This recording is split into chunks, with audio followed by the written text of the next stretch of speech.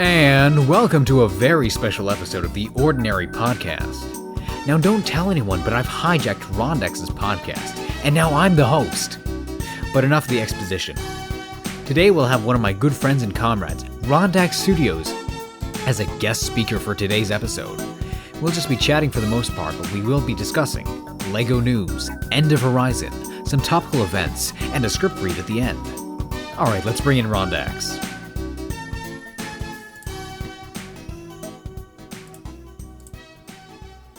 Hi there, Rondex. Hello there, Alex. How are you today? I'm doing good. And you? I'm doing quite well. Thanks for asking.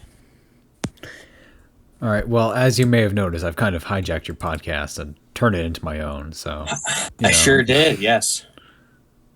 Yeah. Sorry about that. Hope you don't mind, though. Oh no, it's fine. It's fine. I wasn't really recording episodes for it anyway, so So, first off, what's new in your world, specifically related to, like, series-wise and stuff? Well, I've been writing for season 4 quite a bit. Kind of trying to get that back on track. I just realized the other day I actually came up with the idea for it a solid 2 years ago, back when quarantine was on the rise. So that's kind of a neat little taste of perspective for you there. Yeah, well, that's where a lot of my ideas came to. Yeah. I think, yeah, my channel was really kickstarted by quarantine just because I had time on my hands. I wanted to do something. Right. That's kind of the case with everything. I feel like I've seen a lot of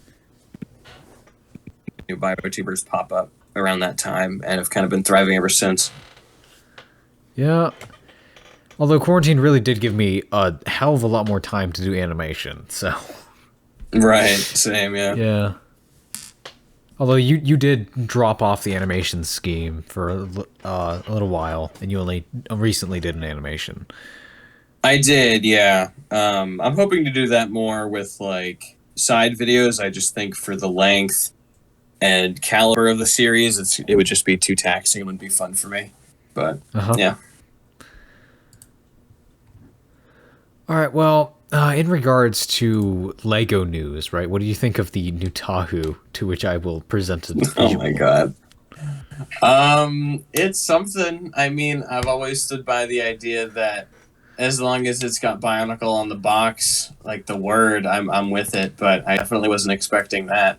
But at least LEGO is giving us a nod after so many years.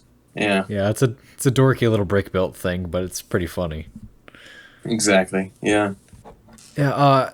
There have been like a bunch of like mocks and animations around that thing. Like, have you seen Topeng's Takua? I don't know about specifically his, but I have seen quite a lot of different. This guy on Instagram actually made like almost all the Bionicle sets in that same style. Like he even did the big red scorpion thing from Legend Reborn somehow, but. Yeah, no, it's funny how people are adopting that style, yeah. It's pretty damn crazy. Yeah. Something else in regards to like just LEGO in general. You've seen how... Well, I mean, not in the same vein as Bionicle, but I don't know if you've seen Mutroid X Productions. He did the Metal Gear Rising soundtrack, and that was phenomenal. Yeah, no, I saw Mutroid. He does have like really smooth animation though. He does, yeah. No, something I've been trying to get better at with animation is like just being patient, because I kind of just after a while start to rush it and just I'm like, all right, well, moving on. I want to see the end product, and I gotta really like stay at the same pace. Yeah, and it comes out sloppy, and then especially 'cause right. And I like to do. Oh no, you go first. No, I was gonna say I gotta get my hands on some sticky tack because my figures keep moving around the floor whenever I try to move them. Yeah, actually, I talk about that in my animation vlog that I'm doing. Right. So when that's published, you should go check it out. Will do. In regards to what's new in my life, I recently went to an open house at College of DuPage. They've got a great animation course on there too, or specifically really? just Nice. in filmmaking, right? In Yeah. filmmaking. And if I can go grab the paper because it's on my desk right here. There's a night where they're gonna gather, like, not really a film festival, but it is like a gathering. Right. It's Like a going to- showcase, yeah. Yeah, it's May 17th, so I'm gonna go over to that and see if I can pick up anything. Right. That's cool. Do you think you'll be able to show like any of your content there, or is it more of like, hey, come Oh, hang I out and already- talk to people? like the booth at the open house? Like, I already showed some of the students there, like, oh yeah, I got like a channel out of pretty high quality, like in my post production, right? Right, right. I thought that was interesting. Or Yeah. no, they thought it was interesting. Right. No, specifically because some of these students there don't know how to operate like the was Power Director. Mm-hmm. So it's kind of funny. It's a bit. Yeah. No, I did show them my animations too, so yes. which videos did you show? Oh, the Dante submission, and then the high production value unlisted video that I have. Oh, okay. Be- No, Sardix and I were kind of going on a little Alex spree because we were talking about you and voice acting and whatnot, and then we went over to your channel and we were watching some of your stuff. Yeah, pretty solid. We're definitely going to cut out the long pauses. Yeah, no, of course that is a given, but also your mic Yeah. is like sometimes like stuttering and pausing, so it's gonna be real fun. It's gonna be fun. Do you want me to God, try I and love- go back to my phone, or? No, it's fine, I got it with my computer. It is my computer, by the way. Well, I don't know. My headphones are kind of spotty anyway, so it's probably a combo. So what's new for End of Horizon? Well, as far as like current stuff goes, because I know I mentioned the script earlier, I've been editing a lot, kind of doing some pre-editing, so I don't have to do as much later when I'm completely done filming. So if I, film a scene, I'll put all the clips together and at least have it spliced and semi-complete, just without any audio, so that it's a lot less of a pain to do it later, because and then put all the clips in there and then just put it together in that same file. But it's a lot easier to do separate ones, so that way I can have, once the scene is complete, I can save that final video and then delete all the extra footage, so it's not taking up too much space. So it's a lot easier, a lot more efficient way for me to edit. So I haven't really filmed as much as I would like to, but I've definitely been editing and writing. So Nice. I do have to ask this question, but in End of Horizon, like season 1 and essentially everything afterwards, the intro, you had that exported as its own video, yeah? I believe so. Yeah, I think it's up on my channel as its own thing. Yeah. No, I mean, like, every time you put it in, it was its own separate video. You didn't just, like, Yes. compile it on the spot. Yeah, no, it is its own thing. Usually I do that for the intros and the outros. It'll be its own video, yeah. Yeah, because I recently, I was in, like, one of those Bionicle servers I'm in. I think it was the Hive or something. I don't remember. But there's this kid, I forget what his channel was, but every time he was, like, doing his intro, it was, like, a unique version, because he edited Ooh. it in on the spot, and I'm like, you do know you can make it a separate thing. That's painful. I mean, that could be cool in theory if you used like the same song but different types of footage, but I feel like that's just so much work. Yeah, we can't all be Fly Me to the Moon in Evangelion. Yeah, true. All right. Oh, speaking of like animation, hold on, Nick, shut up! I'm recording something. You gotta keep that in. I mean, we could talk about we can kind of circle back to active motion versus stop motion, kind of explain what active motion is. Because I know you're not a huge fan, but I mean, we could just still kind of discuss pros and cons for each. Or because unless you wanted to do specific stop motion discussion here. Yeah, like a specific thing like that brings up a certain technique or something, because that's what my teacher's looking for. Oh, so different techniques. So it's almost like no, it's like there's a main focus. It's not just us rambling, because it does have to have like a central theme. Oh, by the way, Rondex, what are your thoughts on the process of making your videos? I mean, usually I'll have a concept, have an idea, depending on like whatever story direction I'm trying to follow, or an idea in my head. I'll have the script done, and then I'll kind of go to whatever set I need to get to. I know people will usually just they don't pre-write. They'll just kind of, write the episode as they go along. I usually like to have everything set out and planned beforehand, so that's usually what happens. First, I'll sit down. Rondex.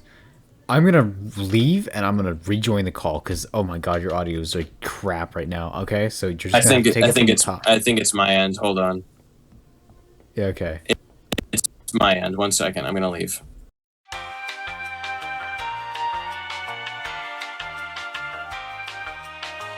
I'm gonna leave this in. I'm going to leave this in because it is funny as all heck. Okay.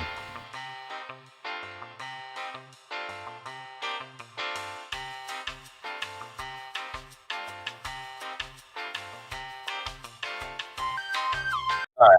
Hopefully, I'll be good now. I think it's because I was using my headphones connected to my iPad, and my headphones don't have their own mic. Yep. No, you're still ripping in the VC. I'm gonna leave and rejoin real quick. Hopefully that's better.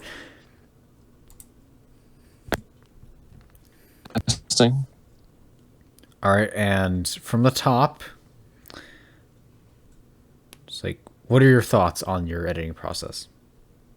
Yes. So, for video making, I will usually come up with a concept, whatever I'm trying to accomplish. Have an outline before I actually write everything, so I actually know what I'm gonna do, because most of the time I just like,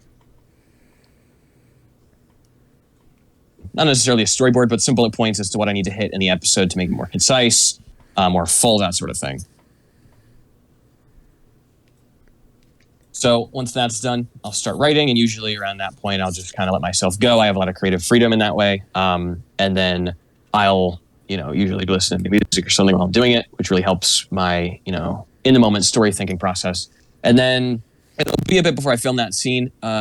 Usually if it's an isolated video not related to the series, I will just film it as soon as I can once the script is done, and then edit it and whatnot. But if it's for the series, all the scripts will be done, and I will edit, or I'll film whatever I want at my own pace.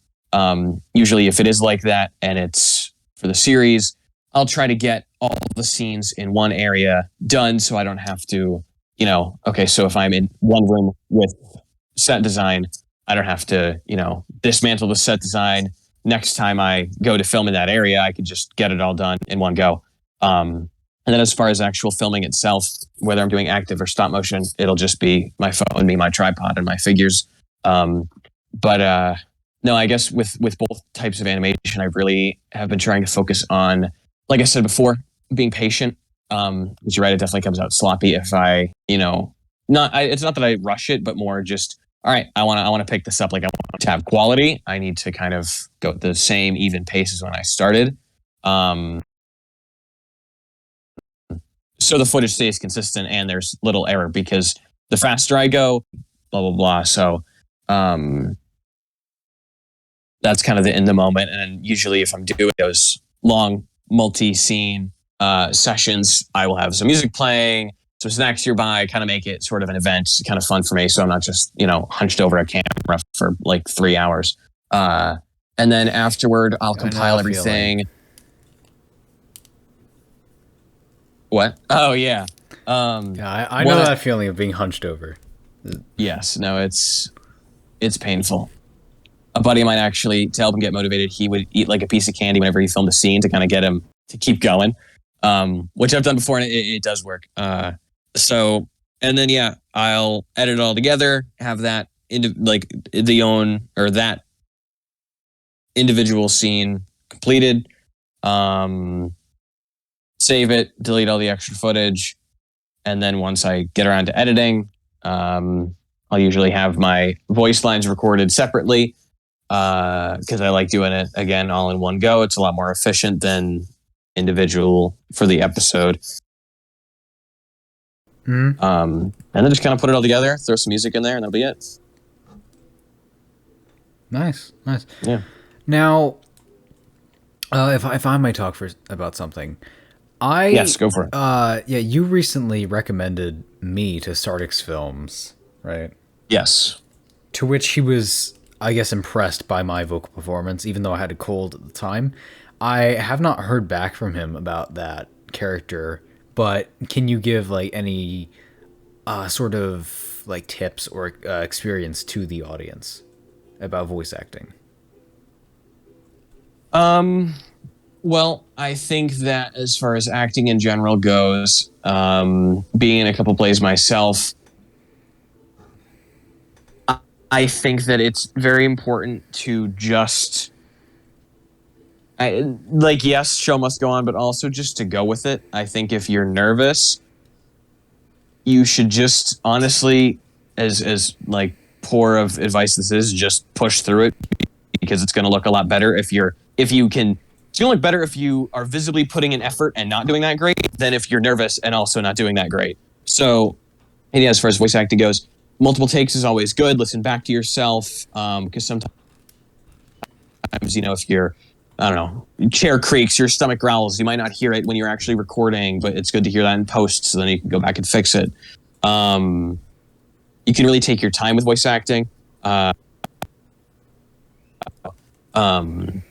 It's definitely a lot more like at your own pace and sort of customizable, but it still is important to deliver and add your own twist to the lines. Maybe throw in a couple extra words that you might feel like would add to it. Creative freedom is always nice. So, yeah. So Rondex, by the way, I believe I discussed this with you earlier this week, but like I did have this idea for my own series, right? The Fallen Angel idea, right? Mm-hmm. As you may already know, the Casimir series, again, working title, but in the Casimir series, like there's gods and devils, and Casimir, it works for hell, right? So I thought it would be a cool idea if I were to play with that concept of heaven specifically, even though I've built it up to be this kind of this more spiritual, pure, like place, a place of spirituality and not of physicality, right? So nobody knows what it is, but I think it'd be an interesting concept to play with, how the like a fallen angel coming down to Earth, right, or the post-apocalyptic Earth in my series, right, to have them come down and everyone be like sort of misled to how things are actually going on. And I do believe you said that. In reference to what? Them kind of having a new perspective, being in the mortal plane, or of people, not of like the people of the world, not like truly comprehending it, and then the fallen angel explaining, no, it's nothing like that, which is an idea that you proposed when I initially told you about this. Oh, okay. Now is kind of more of a question, sort of idea, inquiry kind of thing. Are you planning to have her be like, when she arrives, to be more like, full on fallen angel, hail Satan, or still aligned with heaven and those types of values? Now, the fallen angel, again, don't think the name Lazarus will stick. However, in the Bible, right? Lazarus was resurrected by Jesus. But I'm not going to get into that in the podcast because this is just lore stuff about the series. Right. But I think, no, they don't understand very well why they were cast out. It just kind of happened, right? Okay. And then I'm gonna play with that concept, right? So Casimir doesn't know, the viewer does not know how the fallen angel got down to Earth, but Casimir, just like saves her in the alleyway or something, right? Like, he'd say something like, "Are you lost or something?" Right? That kind of conversation, to which Right. The fallen angel is completely unaware of Casimir's status as an extension of hell, Yeah. right? And Casimir knowing full well that she's an angel. Yeah. And then I told you the twist already. I'm not really sure whether I'd want to talk about this on the podcast, to which people might listen to that, but I'm just going to do it anyway, just for the sake of content. But Sure. maybe out of fear of the angel, or maybe just because Pride wants to fuck with Casimir, she's going to order Casimir to kill the angel. And I told you this in the other VC that we had, but it's the scene to which I've started brainstorming is going to be shot in such a way that the emotional tone of the scene is entirely just not really somber, but it's as if it's like putting down Lassie, essentially, or Old Yeller. Yeah. Old Yeller. Yeah. It's like a reluctant. Yeah.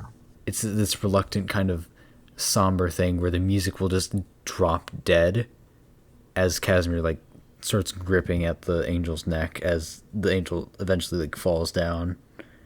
And I think Right. there's going to be a lighting thing in that scene.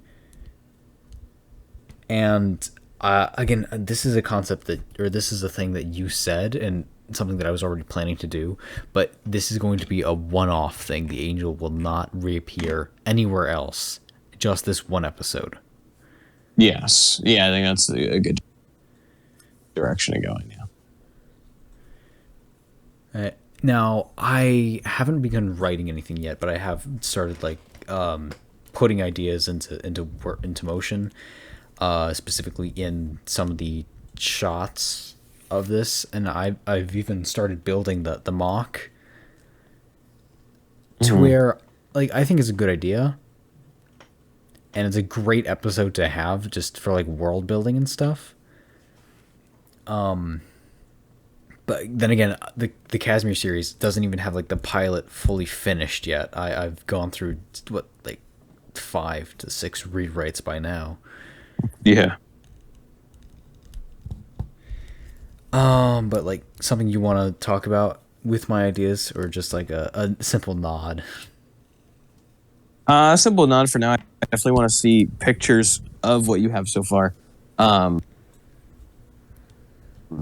I think it would be kind of cool to have really that unknown, almost like innocence,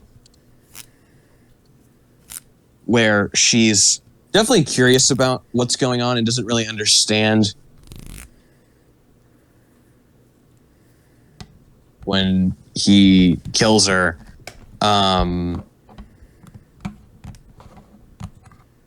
Where she really doesn't know why he did, and she only kind of sees him as like, oh well, you're the first person I met, you're not going to kill me, you're my friend. And not that she's naive and stupid, but just that No, I she did want to is have from that a, kind of thing, you know, right? yeah, Where I mean, it's like she's- this kind of innocence. right. She's from a very good, pure place. That's how she's going to act, and you know, trust people, whatever. So it's going to hurt Casimir even more to have to, you know, follow his code or whatever and have to put her down. Also, a little so- disclaimer to the audience here. The Casimir series is in no way trying to be political or being anti-religious in any way. These are just concepts that I want to express in an artistic fashion. Of course. Yeah. I have to get that out of the way because when I talk about this, people are like, "Wow, dude, you like must really hate religion or some stuff." Like it's quite the fun. It's quite the fun thing when I talk about this. As you can imagine. I don't know. Have you talked to people about End of Horizon and they've given a raised eyebrow? Well, I know I've hit you up with the 3 a.m. messages with some random, should I have this character do this? Or specifically when Rondax like goes Archangel and stuff, which is a plot point that I think you scrapped. Well, I'm still debating if I want to use it or not. Eventually, but I think that is more of, it's symbolic of like an actual archangel. Like that's definitely where the inspiration came from, but it's more of like the power he'd be wielding at that moment would manifest in wings to kind of be, like I said, symbolic of that. I haven't really talked to anybody about the archangel side in particular. However, in reference to more Bionicle and Bionicle, you think Mononui God, and then Takanuva Jesus almost, or even Legend Reborn is basically when Jesus came down. I don't know how people are how well versed our listeners are in the biblical stories, but it is just kind of interesting to see a lot of the same texts and then like shown again or portrayed differently in modern media. I think it's very interesting the way people adopt that sort of thing. I mean, the Bible is very old and possibly the most... No, I think it is the most referenced piece of media. I believe so.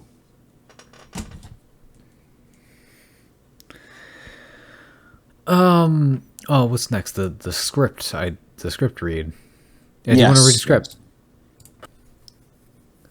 Sure, why not? No, we've got the schedule. We've got the schedule. That I think we can drop the whole interview thing. All right, sure.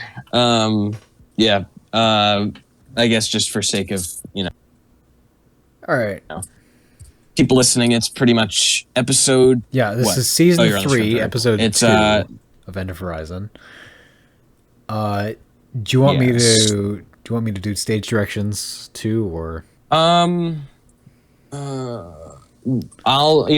do stage directions, and you do Rook and Kronos, and I'll do Akuma and everything else. All right. It isn't done, I will say that, but it is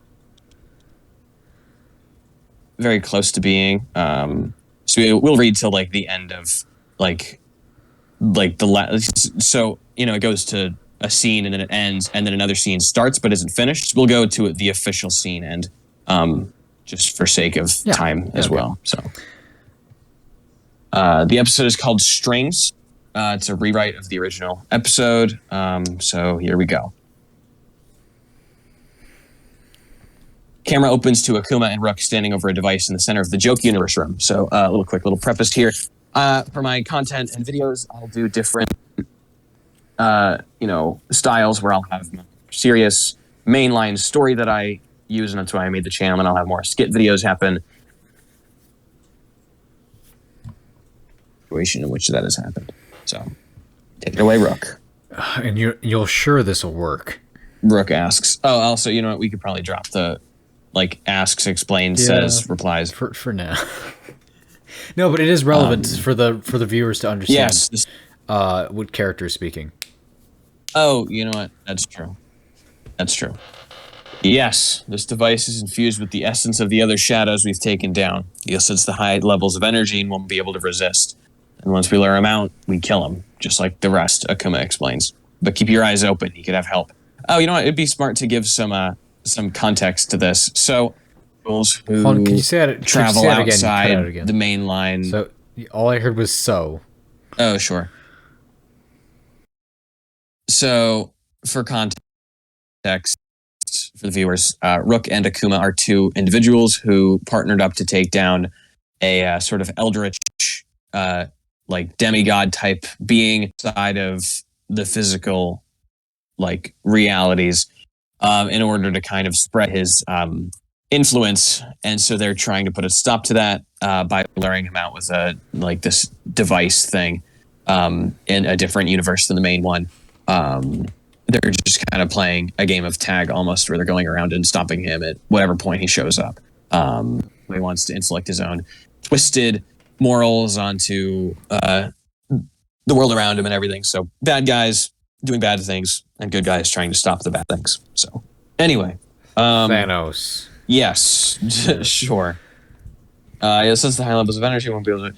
Then once we lure him out, we kill him, just like the rest. Akuma explains. But keep your eyes open. You gotta help.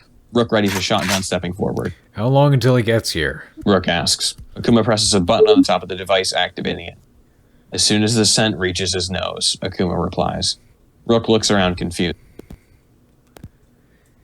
Actually, you know what? I'm just gonna read the stage directions. Okay. Why am I cutting out? Yes, and also Yeah. just for the sake of me having crisper audio. Okay. As soon as the scent reaches his nose, Akuma replies.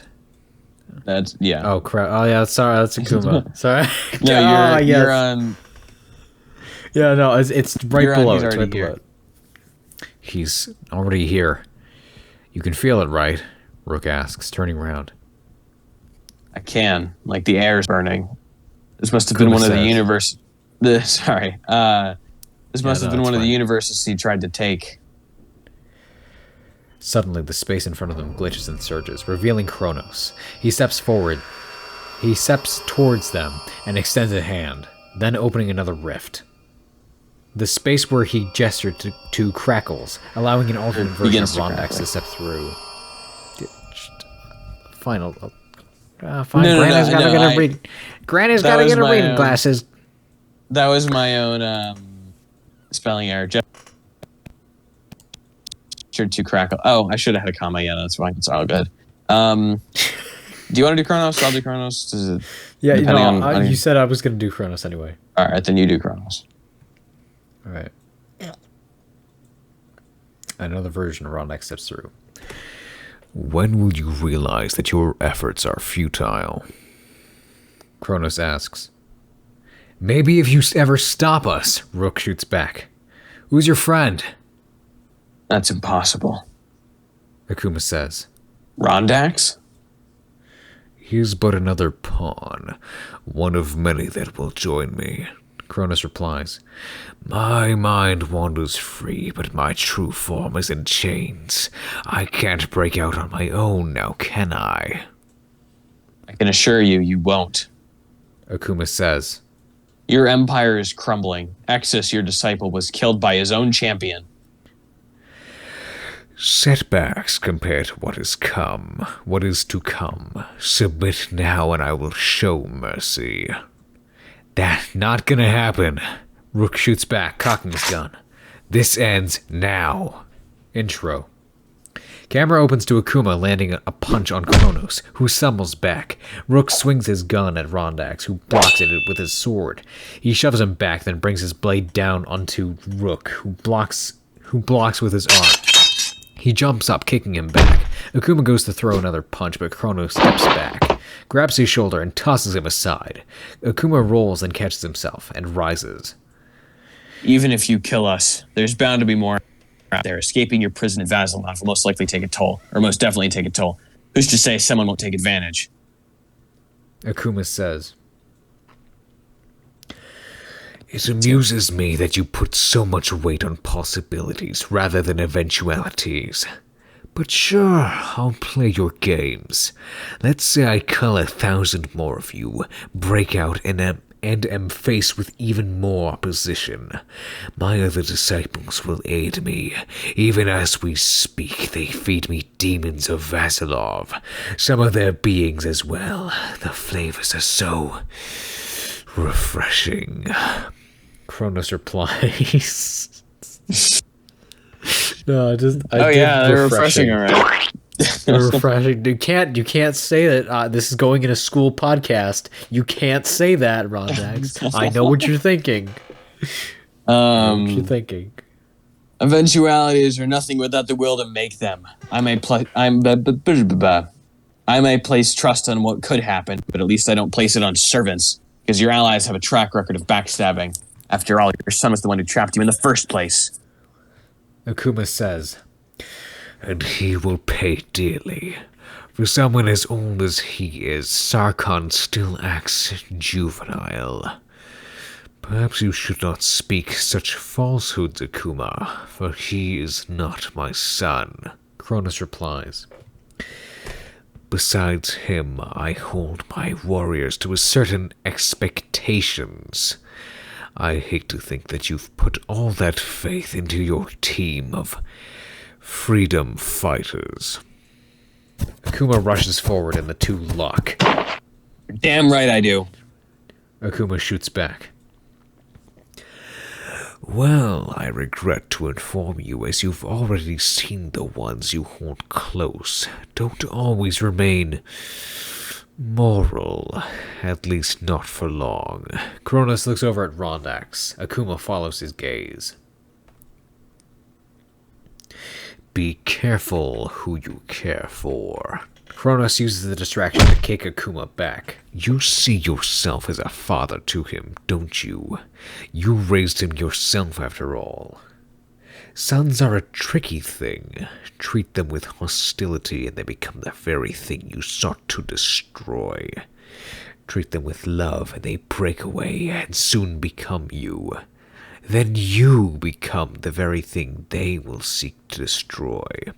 Cronus says, I've seen many worlds in my lifetime, and even though I am not in my true form, my eyes remain observant. Rondax is a spool of yarn, if you will. Right holds one end of the string, and wrong holds the other.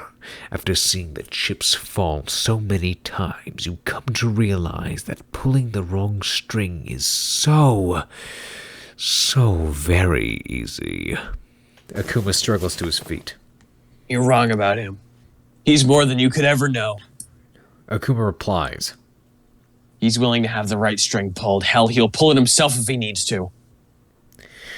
Then I'll see to it that that never happens, Cronus says. because you won't live to stop me. Akuma rushes forward again, but Cronus sidesteps, then grabs Akuma by the throat and slams him against the wall.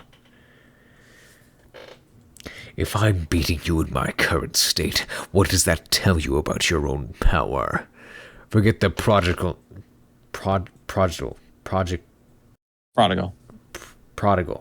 Christ. Forget the prodigal son.